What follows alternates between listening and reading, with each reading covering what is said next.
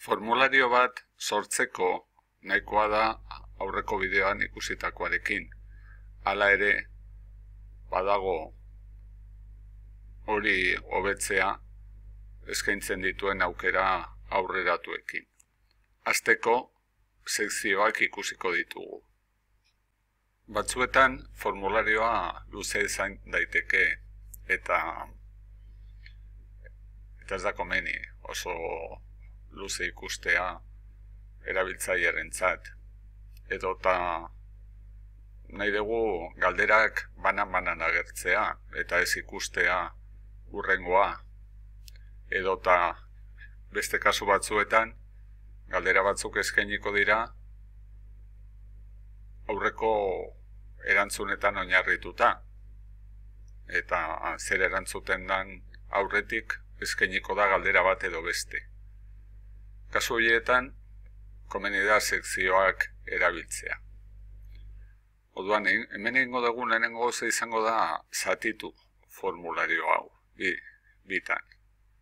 Hemen daukaguna onaino herrialderaino baditugu hainbat datu eta gerortik aurre iritziak eskatzen dira. Orduan joango era ona herrialdera eta hemen eskubian klik egingo dugu gehitu sekzioa aukera honetan. Eta hemen behian, irekiko du sekzio izengabea, hortik aurrera zeuden galderekin. Jarriko diogu izen bat, Donostiako parkeak. Orain jaiotze data ere beste sekzio batera aterako dut. Hemen gehitu sekzioa eta jarriko diot amaitzeko, adibidez. Eta sortuko dut sekzio berri bat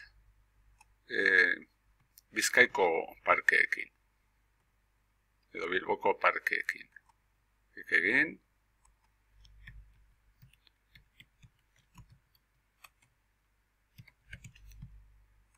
Hemen ere Bilboko parkeez egingo ditu galdera berdinak. Baina, eta bueno, egin ezaken, ona joan, eta hemen plus klikatu, galdera berria sortu eta bar. Baina, honen antzekoa izango da, berdina, bakarrik Donostia ordez Bilbo jarriko dudala. Orduan, egin daiteke bertara joan, eta hemen behian, duplikatu. Klik egin, eta badaukat duplikatuta, eta guain hemen goian, puntutxo hauetan jarrita, eta zaguaren ezkerreko botoia zelduz, arrastratu dezaket nahi dudan tokiraino. Eta iritzia Bilboko parkeez. Eta galdera hau atera nahi badut amaitzeko sekziora, ere hemen hartu nezaken, eta joan beraino, eta hemen sartu. Bueno, orain, baditut lau atal. Orduan, lehenengo atala, lehenengo atalaren ondoren, jarraitu hurrengo atalera, jarraitu hurrengora, eta hau da azkena.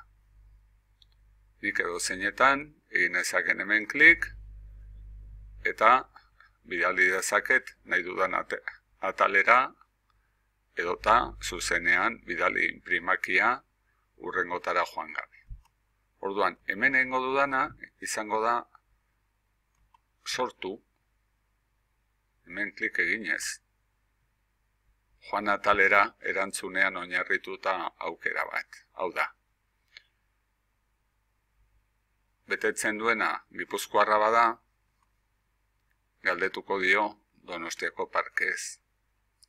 Bizkaitarrari galdetuko dio Bilboko parkeez.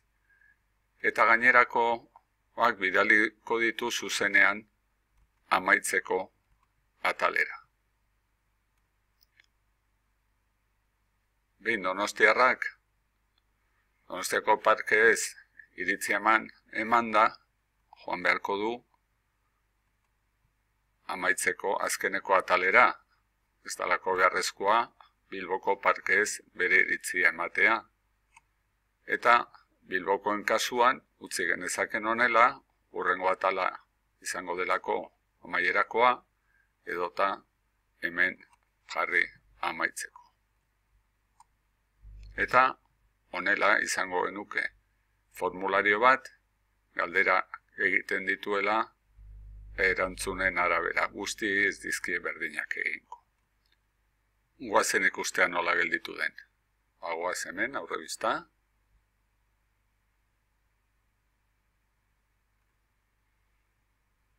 Eta hemen ikusten dugu, bukatu egiten dela hemen.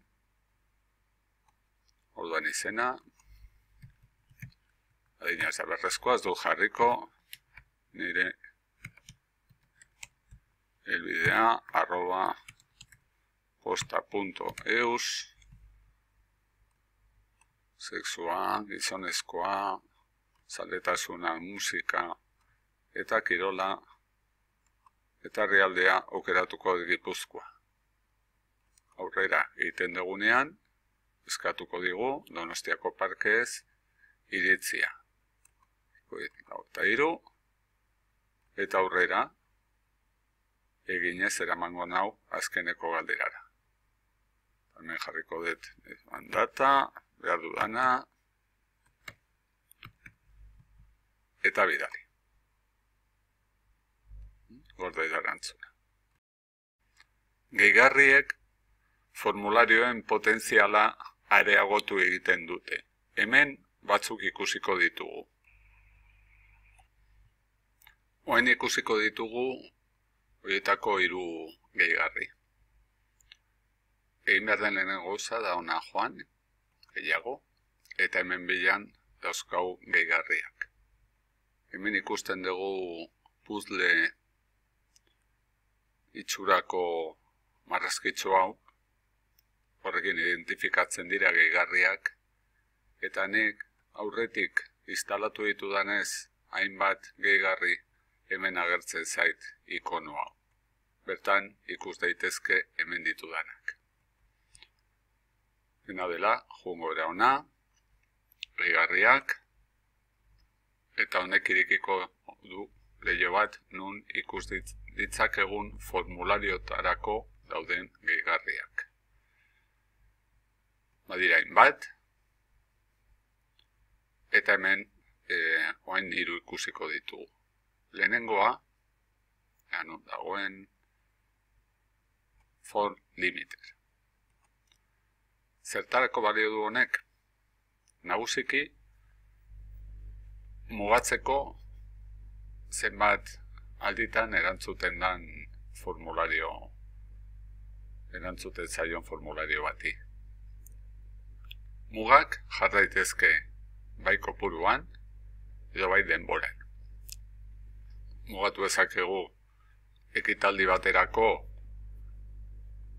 non daukagun 50 pertsonentzat espazioa, mugatu ezakegu honen bitartez 50 sarrera horietara.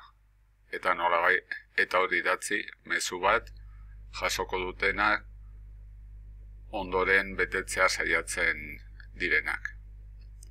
Edota mugatu ezakegu data baterako. Bigarrena, font ranger. Zertako balio du honek? Galderetan, orain arte idatzi ditugu, adibidez herrialdea eskatu denean, idatzi dugu Gipuzkoa, Araba, Bizkaia, Nafarroa, banan idatzi ditugu. Batzuetan, datu horiek baditugu nonbait, taula batean, kasu horretan egin genezaken kopiatu eta itxatzi, besterik ez. Baina, beste batzuetan datu horiek alda daitezke. Adibidez, erabiltzen badugu ikastarotarako izena emateko, ikastora batzuk momentu batean bete daitezke, eta ez dira gehiago eskaini behar, edo saltzen ditugu produktu eta produktu berriak sartzen ditugu, beste produktu batzuk agortu egiten dira. Eta orduan datu horiek baldin baditugu taula batean, formularioa eguneratu daiteke automatikoki taula horretatik. Eta ez dugu formulariora joan beharko ikastaro zerrenda, produktu zerrenda aldatzen den bakoitzean. Formularioa aldatu daiteke, eguneratu daiteke orduro, nahi baldin badegu, eta horrela beti izango dugu erreminta bat eguneratua. Bada beste bat interesgarria form redirector. Aukera ematen duena, galdera batean jasotzen den erantzunaren arabera, gainerakoen erantzunak taula batera edo bestera bidaltzea. Hori ez da hemen agertzen. Eta orduan hori erabiltzeko egiten duen erakundearen webgunera joan behar da. Hau da, New Visions for Public Schools organizazioaren webgunera. Hemen ikus dezakegu irudian formulario bat eta kalkulo horri batzuk. Hau pribazitate arazoak daudenean, datu batzuk batek ikus ditzake bestea beste batek, nahiko herramienta interesgarria da erabiltzeko, eta hemendik hartuko genuke komplementori. Dauzkagu informazio gehiago, eta hemen dauzkagu erakunde honek eskaintzen dituen osagarri edo gehigarri guztiak. Bukatzeko beteko dugu berriro formulario hau. Joango era aurrebistara.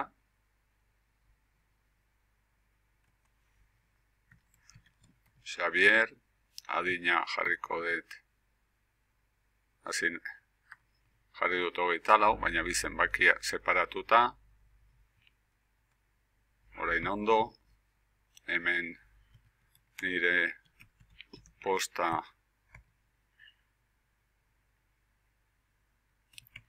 posta.eus eta orduan izango nuke abizua, hau ez dalako baliozkoa, hemen tarte bat utzi dudalako, orain bai, zonezkoa, literatura, Bizkaia aukeratuko dut, eta hemen idazten dut.